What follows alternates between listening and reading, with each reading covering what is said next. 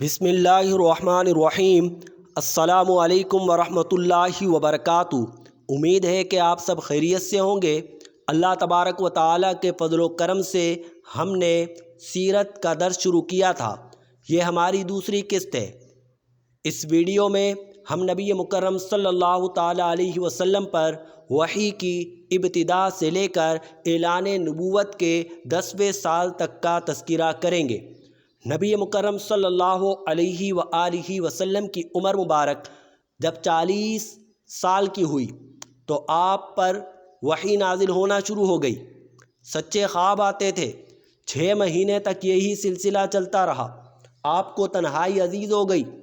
آپ غار میں بیٹھ کر اللہ تعالیٰ کی عبادت کرتے، کھانا گھر سے لے جایا کرتے۔ جب کھانا ختم ہو جاتا دوبارہ گھر آتے اور کھانا لے کر دوبارہ غار میں چلے جاتے۔ اور کبھی آپ کی زوجائے محترمہ، ہم ایمان والوں کی ماں حضرت خدیجۃ الکبریٰ رضی اللہ عنہا آپ کے لیے کھانا غار میں لے کر آتیں۔ اس غار کا نام ہے غار حرا۔ یہ غار جبل نور پر واقع ہے، اور یہ غار جبل نور پر 350 میٹر کی اونچائی پر واقع ہے۔ کعبۃ اللہ سے تقریباً 4 کلومیٹر کے فاصلے پر ہے۔ اس کی 2 خاصیات ہیں۔ نمبر 1، اس غار سے ڈائریکٹلی کعبۃ اللہ نظر آتا ہے، اور دوسری خاصیت یہ ہے کہ اس غار میں دھوپ نہیں آتی۔ نبی مکرم صلی اللہ علیہ وسلم غار میں عبادت کرتے۔ 6 مہینے تک تو آپ کو خواب آئے، سچے خواب۔ پھر رمضان المبارک کے بابرکت مہینے میں آپ پر سورۃ العلق کی ابتدائی 5 آیات مبارکہ نازل ہوئیں۔ اعوذ باللہ من الشیطان الرجیم، بسم اللہ الرحمن الرحیم۔ اقرأ بسم ربک الذی خلق، پڑھو اپنے رب کے نام سے جس نے پیدا کیا۔ خلق الانسان من علق، انسان کو جمے ہوئے خون سے پیدا کیا۔ اقرأ وربک الاکرم، پڑھو اپنے رب کے نام سے جو بڑا کریم ہے۔ الذی علم بالقلم، جس نے قلم سے لکھنا سکھایا۔ علم الانسان ما لم یعلم، انسان کو وہ کچھ سکھایا جو وہ نہیں جانتا تھا۔ یہ آیات مبارکہ نازل ہوئی۔ پھر ایک دن آپ جا رہے تھے، کسی نے پکارا یا محمد، اے محمد۔ آپ نے پیچھے دیکھا تو جبریل امین آسمان و زمین کے درمیان کرسی پر بیٹھے ہوئے تھے۔ آپ نے دیکھا، آپ پر خوف طاری ہو گیا۔ آپ گھر پر آئے، چادر اوڑھ کے لیٹ گئے تو آپ پر سورہ مدثر کی ابتدائی آیات نازل ہوئیں۔ یا ایھا المدثر، اے چادر اوڑھنے والے۔ مدثر کہتے ہیں چادر اوڑھنے والا۔ قم فانذر، کھڑے ہو اور ڈراؤ۔ وربک فکبر، اپنے رب کی بڑائی بیان کرو۔ وثیابک فطہر، اپنے کپڑوں کو پاک رکھو۔ والرجز فاہجر، اور بتوں کی ناپاکی سے دور رہو۔ تو آپ کو تبلیغ کا حکم دیا گیا۔ قم فانذر، کھڑے ہو لوگوں کو ڈراؤ۔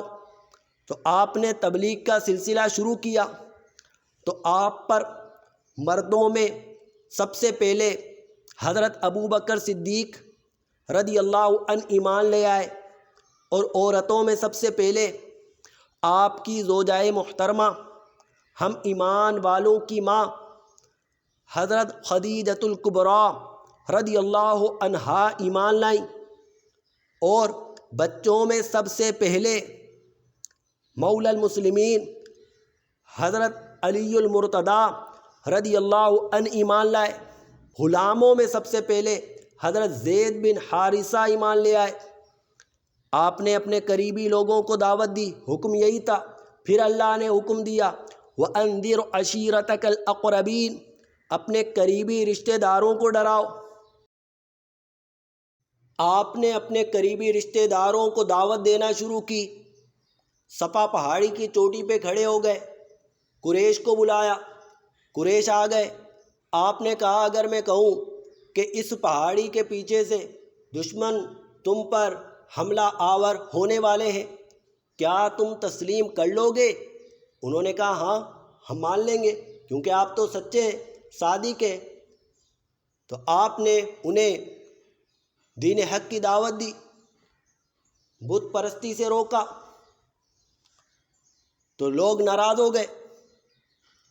ابو لہب نے تو، جو کہ آپ کا چچا تھا، آپ کی بے ادبی کی، گستاخی کی، جس پر اللہ تبارک و تعالی نے پوری ایک سورہ مبارکہ سورہ لہب نازل کی، جو کہ 30ویں پارے میں موجود ہے۔ اعوذ باللہ من الشیطان الرجیم، بسم اللہ الرحمن الرحیم، تبت یدا ابی لہب وتب ما اغنی عنہ مالہ وما کسب سیصلی نارا ذات لہب وامرأتہ حمالۃ الحطب فی جیدہا حبل من مسد۔ یہ پوری سورہ مبارکہ نازل فرمائی۔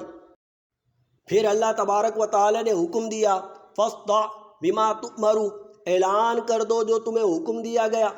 یعنی ابتداً آپ نے قریبی لوگوں کو تبلیغ شروع کی تھی، حکم یہی تھا۔ پھر حکم ملا کہ اپنے رشتہ داروں کو ڈراؤ، انہیں تبلیغ کرو، آپ نے انہیں تبلیغ کی۔ اب حکم ہوا ہر ایک کو دعوت دو، ہر ایک کو پیغام حق پہنچاؤ۔ تو آپ علیہ الصلاۃ والسلام نے اعلانیہ تبلیغ کرنا شروع کر دی۔ جب آپ علیہ الصلاۃ والسلام نے اعلانیہ تبلیغ کرنا شروع کی تو لوگ جوک در جوک اسلام میں داخل ہونے لگے۔ دیگر ادیان والے نبی علیہ الصلاۃ والسلام سے جلنے لگے، چڑھنے لگے، زد و کوب کرنے لگے۔ اہل ایمان کو، نبی پاک صلی اللہ علیہ وسلم کو ہر طرح کی تکالیف پہنچانے لگے۔ نبی علیہ الصلاۃ والسلام کو برے برے القابات سے پکارنے لگے۔ معاذ اللہ، کوئی کہتا کہ یہ کاہن ہے، کوئی کہتا ساحر ہے، کوئی کہتا مجنون ہے۔ معاذ اللہ۔ ایک مرتبہ آپ خانہ کعبہ میں موجود ہیں، ایک شخص نے لا کر آپ کے اوپر، آپ سجدے میں، آپ پر اونٹنی کی بچہ دانی لا کر کے ڈال دی۔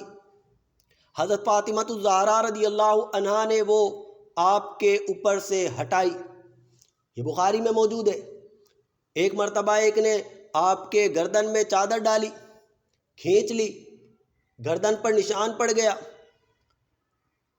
ابو بکر نے آپ کو آ کر بچایا، تو ابو بکر رضی اللہ عنہ پہ بھی تشدد کیا گیا۔